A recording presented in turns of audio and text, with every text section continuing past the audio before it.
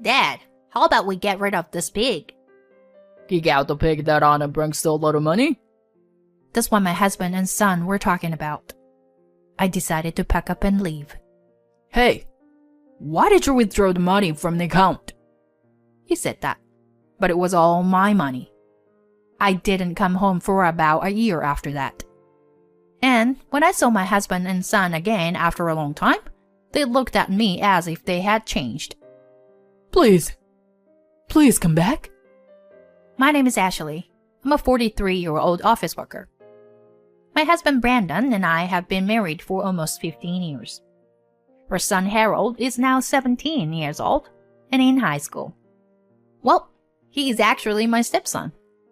My husband was originally married to someone else, but it fell apart soon after the birth of the child.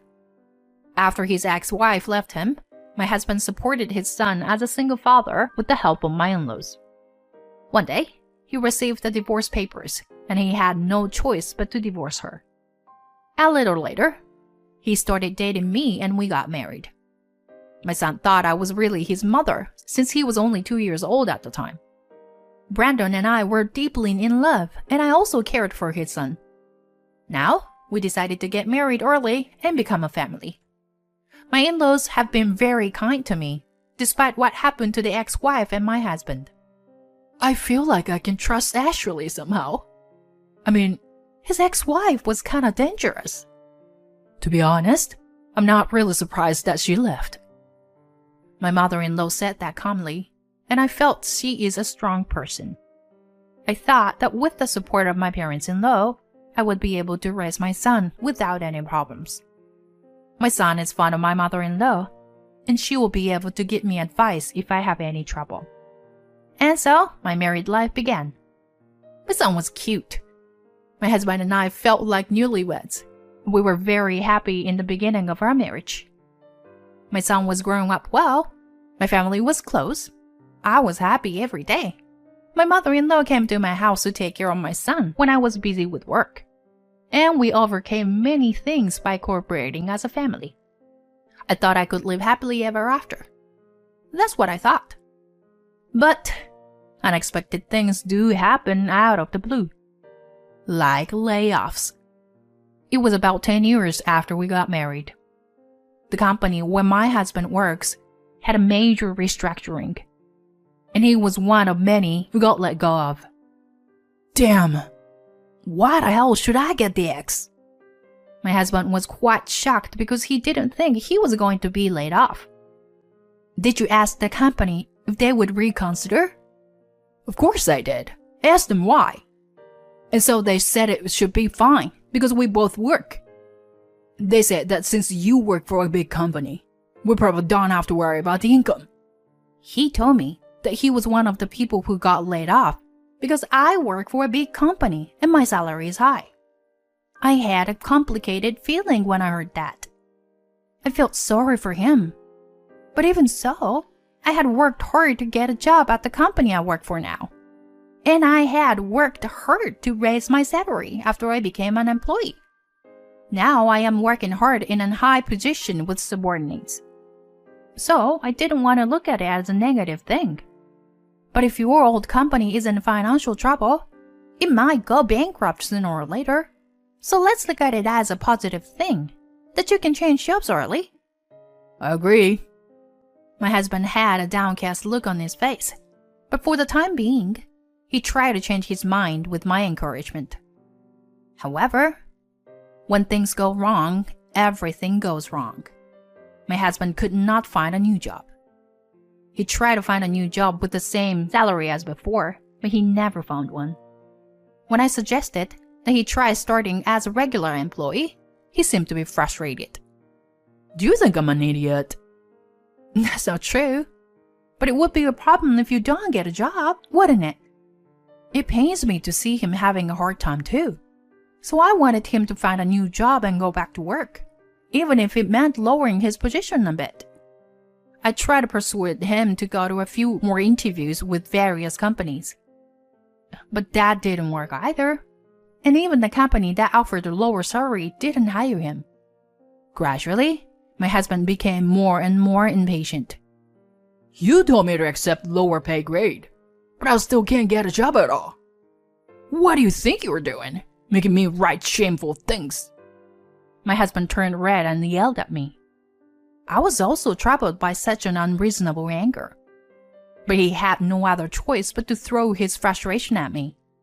He gave up looking for a full-time job and chose to work at a part-time job. Well, I would rather have him earn some money than have more conflicts with him, who seemed to be getting depressed. However, I wonder how much unfortunate events can happen in a row in the future. One day, my father-in-law suddenly fell ill and died. It was so sudden that neither my husband nor I could catch up with our emotions. We rushed to the hospital and found my father-in-law already lying on the bed, covered with a cold white cloth. Dad, why? My father-in-law was a very kind man. At the funeral, I was so emotional that we cried. Pam, are you okay? I'm sorry. I'm sorry to worry you. I didn't think my husband would go before me.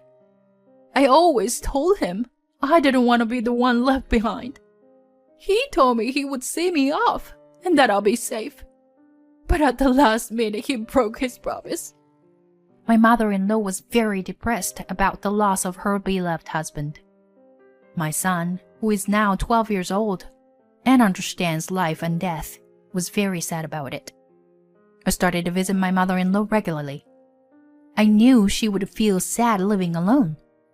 Ashley, thank you for everything. But I hope you are not overwhelming yourself, because you look really tired. Oh, I'm fine. I'm just a little busy with work. I try to be strong with my mother-in-law, but the truth is that it was very hard for me. Because my husband is a freelancer who works only 23 hours a week and does not take care of the house at all. So I have to work very hard and do all the housework, sometimes even doing overtime. My son is growing up and eats a lot, so I have to cook a lot of food. I'm hungry. My son does not know the hardships I have to go through. But he selfishly asked me to cook for his own convenience. I'll make it now, so just wait a bit. What the hell? You're so useless. Hey, why are you talking back to your mother like that? Shut up. Then do your chores. Has my son entered his rebellious phase? He started behaving badly toward me. I'm exhausted both mentally and physically. Hey, can you say something to him? Harold's attitude has been a little bit terrible lately. I talked to my husband about it, and he said in a painstaking way, most sons have that kind of attitude towards their mothers. I guess his attitude will change when he becomes a member of society, right? He didn't take my side, so my son could do whatever he wanted. Mom, give me more allowance. I can't. I'm giving you enough. We still have to make ends meet. You're living on my father's money. I was at a loss for words, and so my husband looking at me from a distance. In fact, he asked me to hide the fact that he is a freelancer from my son. He wants to maintain his dignity as a father or something. I don't mind it, but it's important to him. However, I thought that it surely has an influence on my son when I hear such a statement from him. My mother, who works part-time and has a low income, is not much different from me. When I'm in high school and have a part-time job, I'll be able to make as much money as you do. My son said that and didn't listen to me at all. I was getting more and more stressed, and it showed in my health. I couldn't eat with my son and husband, who eat a lot because I had to cook for them first. So I fed them both and then ate my share. This meant that I had to eat a little later at night, and the stress made me gain weight easily. I found myself gaining 2 pounds, 5 pounds, and then 20 pounds in 6 months. I wasn't fat, but I was a little plump. But my son and husband started to tease me, calling me a pig. You have no self-control. Mom, please don't come to my class. It's embarrassing. My son became more and more brash in junior high, and it was my husband's fault. Hey, why do you have the latest gaming console? I got it for him because he asked for it. Where did you get the money? I took it out of our shared account. Why did you do that? What do you care? It's our money. And as his father, it's my way of bonding with him. Buying him things is how you bond with your kid? What kind of thinking is that? Shut up. If we play games together, we're spending quality time together, right? Don't make a big deal out of it. What you should care about is your own body shape. After that, my husband bought something for my son whenever he asked for it. Because he begged me but I didn't buy him anything, my son started to beg my husband all the time. My son's begging made my husband feel better, and he would buy him anything he wanted. But the money came from our shared account. He has been putting some of the money into the account, but it is running out at a tremendous pace. And it seems that even the money I am putting into the account will be used up if I don't do something. When my son became a high school student, my husband bought him expensive wallets and brand name clothes. Probably to lie to my son. If we bought him more expensive things, he would not think that he was a freelancer. However, the money that my husband has in our joint account is running low. I am covering all the living expenses. My husband is completely lacking in this area, but he still buys things for our son with the money in the shared account. This is how he manages his money. He has no intention of bringing more money into the house. My father-in-law passed away a few years ago, and my mother-in-law passed away last year. My husband received his share of the inheritance at the time of their passing, but to be honest, it was not that much. So if my husband continued to spend money at the rate he is now, the money will eventually run out. My son will also want to go to college, so he will have to pay for it. I was very worried if we would be able to make it under such a situation. It was at that time. One day, my son said he wanted a watch that cost several $100s for his birthday. A high school student should not have to carry such a thing. And yet, my husband said, All right. Buy one for yourself too, Dad. Let's get the same brand for both of us. I've reached the end of my patience. Enough! Why would a high school student wear such an expensive thing? Don't waste your money. We can't afford it. I raised my voice, and my husband's eyes widened and he got angry. What? Are you talking back to your own husband? And my son agreed with my husband. That's right. You're just a pig who's rely on Dad's money. When Harold started to make fun of me, my husband joined in. You're such an ugly pig. Dad, why don't you get rid of this pig? She don't even make enough money. I agree. Let's kick out the low-income pig then. I can't stand it. I don't know why I have to be treated like this. I've decided to pack up and leave. The rest is yours to do with, as you please. Well, I don't think you can afford to do that. As I'm packing my bags, my husband and son are grinning. Now there won't be any naggings. I didn't dare to say anything back to them, but just kept silent and packed my bag and left the house. I stayed at a hotel for the time being and withdrew money from my bank account as soon as the next morning. It was the money I had put into the share account. About a week later, I guess. My husband kept calling me that I was so annoyed, but I didn't like it if he called me at work, so I decided to answer the phone. Oh, hey. Why did you withdraw all the money from the account? Give me back my money, you thief! My husband suddenly shouted over the phone. It's all my money. You're mistaken. The money in the shared account isn't the only way you put in. There's also the money I've been putting in every month, and I don't want you to use it without my permission. I withdraw what I put in, so the balance is what you've been putting into it and spending. If there's nothing left, then you have spent all your savings. Oh no. Ashley, come back. I hung up the moment he said that, and immediately blocked his number. You should know how hard it is to be without me. I didn't come home for about a year after that. I got tons of messages from my husband and son during that time. Apparently, after a few months, my husband's part-time salary was no longer enough to support themselves. My son also noticed that their life had suddenly become poor and questioned my husband.